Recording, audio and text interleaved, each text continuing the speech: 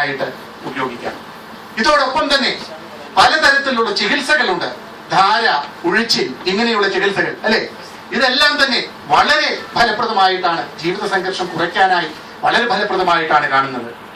അതേപോലെ ഇന്ന് പാശ്ചാത്യ നാടുകളിൽ പോലും അവർ കയ്യേറ്റിയിരിക്കുന്ന യോഗ, ഇന്ന് പഠനങ്ങൾ കാണിച്ചിരിക്കുന്നത് യോഗയുടെ സ്ഥിരമായിട്ടുള്ള പരിശീലനം, തൈറോയ്ഡ് പ്രശ്നങ്ങളടക്കം, ഇത് എന്റെ ക്ലിനിക്കിലെല്ലാം വന്ന പല സ്ത്രീകളും ഇപ്പോൾ ഹൈപ്പർ തൈറോയ്ഡ് ഉണ്ട്, ഹൈപ്പോ തൈറോയ്ഡ് ഉണ്ട്, പലതരത്തിലുള്ള തൈറോയ്ഡ് ഇഷ്യൂസ് ഉണ്ടാകാം. പക്ഷേ യോഗയുടെ സ്ഥിരമായിട്ടുള്ള അഭ്യാസം, ഇതിന്റെ ഒരു പൂർണ്ണമായ ഫിസിയോളജിക്കൽ അതുമല്ലെങ്കിൽ പാത്തോളജിക്കൽ എവിഡൻസ് എന്താ എന്ന് എനിക്ക് പറഞ്ഞു തരാൻ ചിലപ്പോൾ സാധിക്കുകയില്ല. പക്ഷേ യോഗയുടെ സ്ഥിരമായിട്ടുള്ള പരിശീലനം ഇന്ന് മിഡിൽ ഈസ്റ്റിൽ പ്രത്യേകിച്ച് സ്ത്രീകൾക്കിടയിൽ വളരെ സാധാരണമായി കാണുന്ന, ഇവിടെ നമുക്ക് ഡോക്ടർ സലീൽ പറഞ്ഞ വൈറ്റമിൻ ഡി ഡെഫിഷ്യൻസി അടക്കമുള്ള പ്രശ്നത്തിന് പലപ്പോഴും കാരണമാകുന്നതായിട്ടാണ് കാണുന്നത്.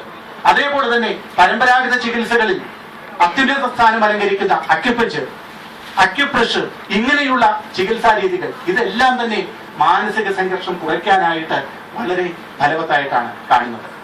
അപ്പോൾ ഈ പറഞ്ഞ ജീവിതശൈലി, നല്ല രീതിയിലുള്ള ജീവിതശൈലി, അതോടൊപ്പം തന്നെ നല്ല രീതിയിലുള്ള ഭക്ഷണം. അപ്പോൾ പലരും എന്റെ അടുത്ത് വന്ന് ചോദിക്കാറുണ്ട്, ജീവിത സംഘർഷം അതുമല്ലെങ്കിൽ ജീവിതശൈലി രോഗങ്ങളെ നിയന്ത്രിക്കാനുള്ള ഭക്ഷണം എന്താണ് എന്ന്. ഞാൻ പറയാറുള്ള ഒരു മറുപടി, കഴിച്ചുണ്ടാക്കി